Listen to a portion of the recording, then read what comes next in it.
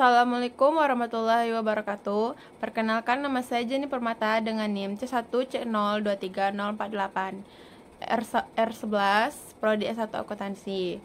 Baiklah, di sini saya akan mempresentasikan mata kuliah metodologi penelitian dengan dosen pengampu Bapak Wirmi Eka Putra. Baiklah, materi saya kali ini berjudul skala pengukuran dan pengukuran variabel. Langsung saja kita bahas tentang definisi skala pengukuran. Menurut Winarno tahun 2013, pengukuran adalah prosedur penetapan angka yang mewakili kuantitas, ciri, atau atribut yang dimiliki oleh subjek dalam suatu populasi atau sampel. Skala pengukuran adalah suatu prosedur penerapan atas angka yang menjadi acuan untuk menentukan panjang pendeknya interval yang digunakan dalam pengukuran yang outputnya menghasilkan data kuantitatif. Kita masuk ke jenis skala pengukuran untuk instrumen. Yang pertama ada skala Likert. Menurut Jali dan Muljono tahun 2007, skala Likert adalah skala yang dapat dipergunakan untuk mengukur sikap, pendapat, dan persepsi seseorang atau sekelompok orang tentang suatu gejala atau fenomena sosial. Yang kedua ada skala Goodman, adalah skala kumulatif, disebut juga sebagai skalogram yang sangat baik untuk meyakinkan peneliti tentang kesatuan dimensi dan sikap atau sifat yang diteliti, yang sering disebut juga dengan atribut universal. Yang ketiga ada skala semantik diferensial. Skala ini juga digunakan untuk mengukur sikap, tapi bentuknya tuh tidak pilihan ganda maupun checklist, tetapi tersusun dalam satu garis kontinum yang jawaban sangat positifnya terletak di bagian kanan garis dan jawaban yang sangat negatif terletak di bagian kiri garis, atau sebaliknya. Yang keempat ada skala rating. Skala model rating scale, responden tidak akan menjawab salah satu dari jawaban kualitatif yang telah disediakan, tetapi menjawab salah satu jawaban kuantitatif yang tersedia. Dengan skala rating, data mentah yang didapatkan berbentuk angka. Selanjutnya, ditafsirkan dalam pemahaman kualitatif. Dan yang terakhir ada skala Thurston. Pernyataan yang diajukan kepada responden disarankan oleh Thurston untuk tidak terlalu banyak. Diperkirakan antara 5-10 butir pertanyaan atau pernyataan. Skala Thurston tidak terlalu banyak digunakan sebagai instrumen di bidang pendidikan karena model ini mempunyai beberapa kelemahan. Kita masuk ke komponen skala pengukuran. Yang pertama ada kejadian empiris.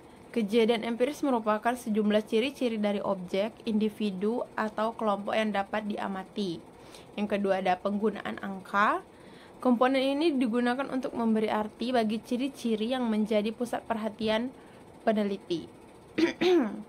Yang ketiga ada sejumlah aturan pemetaan. Komponen ini merupakan pernyataan yang menjelaskan arti angka terhadap kejadian empiris. Kita masuk ke proses skala pengukuran. Yang pertama ada mengisolasi kejadian empiris. Aktivitas ini merupakan konsekuensi langsung dari masalah identifikasi dan formulasi. Intinya, kejadian empiris itu dirangkum dalam bentuk konsep atau konstruksi yang berkaitan dengan masalah penelitian. Yang kedua ada mengembangkan konsep kepentingan. Yang dimaksud dengan konsep ini adalah abstraksi ide yang digeneralisasi dari faktor tertentu. Yang ketiga ada mendefinisikan konsep secara konstitutif dan operasional. Definisi konstitutif mendefinisikan konsep dengan konsep lain sehingga melandasi konsep berkepentingan. Kita masuk ke definisi pengukuran variabel. Variabel adalah sesuatu yang digunakan sebagai ciri, sifat, atau ukuran yang dimiliki atau didapatkan oleh satuan penelitian tentang suatu konsep tertentu. Jadi pengukuran variabel adalah proses menentukan jumlah atau intensitas informasi mengenai orang, peristiwa, gagasan, atau objek tertentu serta hubungannya dengan masalah atau peluang bisnis. Kita masuk ke jenis pengukuran variabel. Yang pertama ada skala nominal, merupakan skala yang paling lemah atau rendah di antara skala pengukuran yang ada. Skala nominal hanya bisa membedakan benda atau peristiwa yang satu dengan yang lain berdasarkan nama. Dikatakan sebagai skala nominal adalah skala pengukuran yang cukup sering digunakan karena skala pengukuran ini bentuknya yang paling sederhana.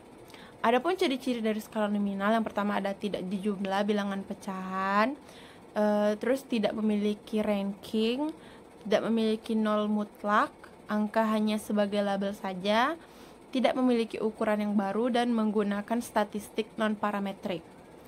Yang kedua ada skala ordinal, merupakan skala pengukuran yang menunjukkan jarak interval antar tingkatan tidak harus sama.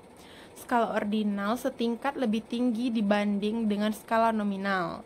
Skala ordinal, pengkategorisasian disusun berdasarkan urutan terendah ke yang lebih tinggi. Skala ordinal dari segi pengkategorisasiannya saling memisah. Adapun ciri-ciri dari skala ordinal, yang pertama ada data saling memisah, data bersifat logis dan mengikuti aturan, dan yang terakhir ada kategori data ditentukan oleh skala yang didasarkan pada jumlah karakteristik yang dimiliki. Yang ketiga ada skala interval, merupakan skala pengukuran yang sering digunakan untuk menyatakan peringkat untuk antar tingkatan. Pada skala interval tidak memiliki nilai nol. Nilai nol yang dimaksud itu hanya menggambarkan satu titik dalam skala saja. Skala interval memiliki nilai bobot yang sama dari satu data dengan yang lain.